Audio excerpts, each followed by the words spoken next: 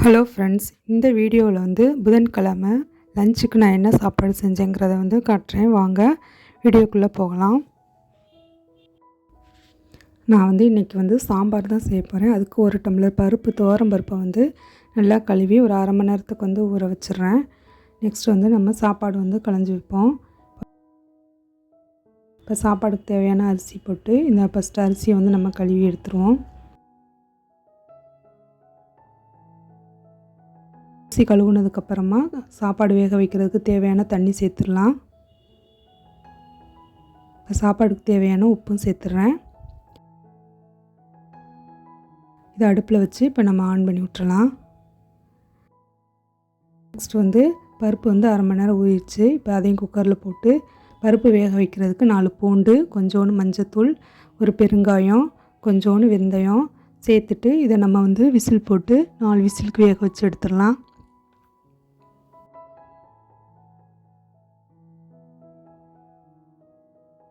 இப்போ சோறும் கொதிக்கிறது, அதை நம்ம ஒரு தடவை கிண்டி விட்டுறலாம். பருப்பும் வெந்துருச்சு. சாம்பாருக்கு தேவையான காய்கறி எடுத்து வச்சுருக்கேன். காய்கறி எல்லாத்தையும் நம்ம பாத்திரத்தில் போட்டுடலாம்.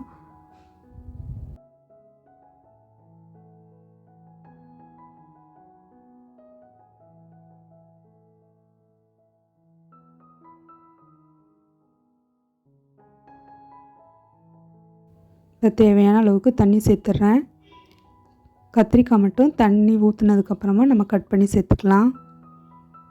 இப்போ கொஞ்சோண்டு மஞ்சள்தூள் சேர்த்துக்கிறேன், கொஞ்சம் கறி மசாலா. இது நல்லா மிக்ஸ் பண்ணிவிட்டு அடுப்பில் வச்சிடலாம். இது கொதித்ததுக்கப்புறமா காய்கறிக்கு தேவையான உப்பு சேர்த்துடலாம்.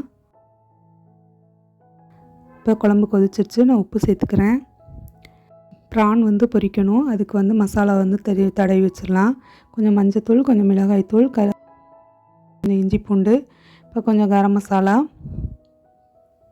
கொஞ்சோண்டு மல்லித்தூள், தேவையான உப்பு சேர்த்துட்டு இது எல்லாத்தையும் நல்லா கூனி கூட மிக்ஸ் பண்ணி விட்டுறலாம். இப்போ 2 ஸ்பூன் அளவுக்கு தயிர் சேர்த்துக்கிறேன். இதையும் நல்லா மிக்ஸ் பண்ணி விட்டுருவோம். அப்படியே இதுக்கு ஒரு பக்கம் ஊறிக்கிட்டு இருக்கட்டும். இப்போ குழம்பும் நல்லா கொதிச்சிருச்சு. காய்கறி வெந்ததுக்கப்புறமா நம்ம வேக வச்சுருந்த பருப்பையும் இது கூட சேர்க்கணும். பருப்பு நல்லா வெந்துருச்சு. இப்போ இதை நல்லா மசிச்சு விட்டுறலாம்.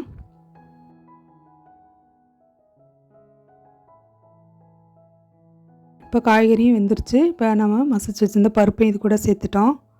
இப்போ இது ஒரு தடவை நல்லா மிக்ஸ் பண்ணி விட்டுக்குறோம். இது கொஞ்சம் நேரம் கொதிக்கட்டும்.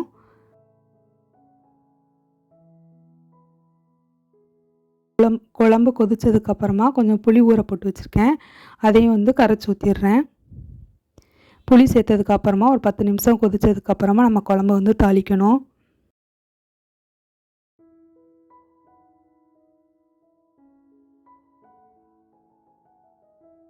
கீரை பொரியல் செய்ய போகிறேன். அதுக்கு கீரையை தண்ணியில் ஊற போட்டு வச்சுருக்கேன்.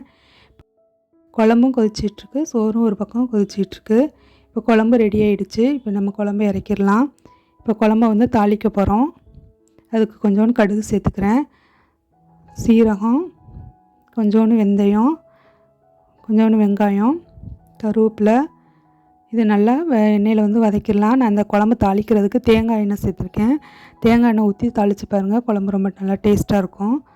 லாஸ்ட்டாக மிளகாய் தூள் சேர்த்துக்கிறேன். மிளகாய் தூள் சேர்க்கும்போது அடுப்பை கம்மி பண்ணி வச்சுருங்க.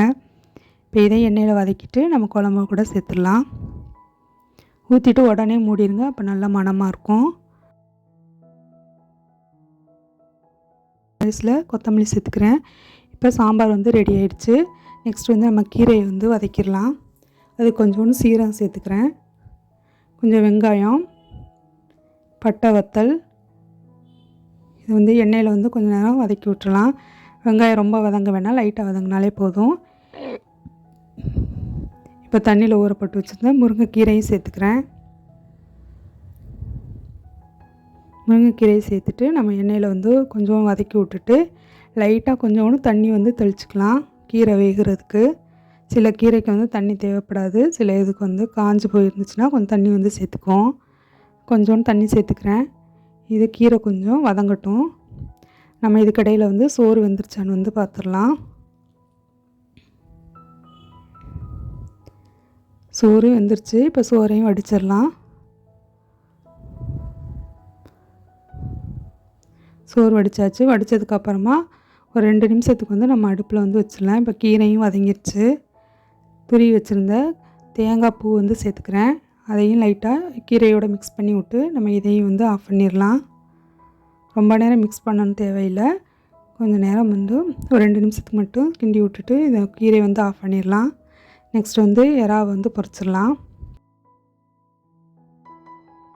இப்போ பரட்டி வச்சுருந்த எறாவை வந்து நம்ம எண்ணெயில் போட்டு பொரிச்சு எடுத்துருவோம். எறாவை பொரிச்சு எடுத்தால் நம்மளுடைய சமையல் வந்து முடிஞ்சிடும்.